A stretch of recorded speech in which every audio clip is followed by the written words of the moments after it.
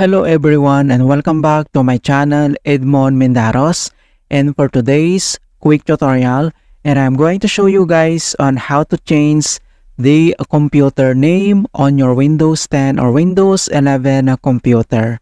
And without further ado, and let's go ahead. So all you have to do is to open up on a search menu, and dito sa search for app, so type mo lang dito yung settings, and then i-click mo lang dito yung open.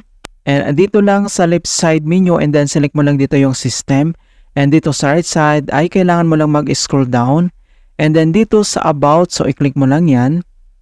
And then makikita mo kaagad dito kung paano ba natin i-change yung computer name. So dito lang sa right side makikita mo dito yung rename this PC.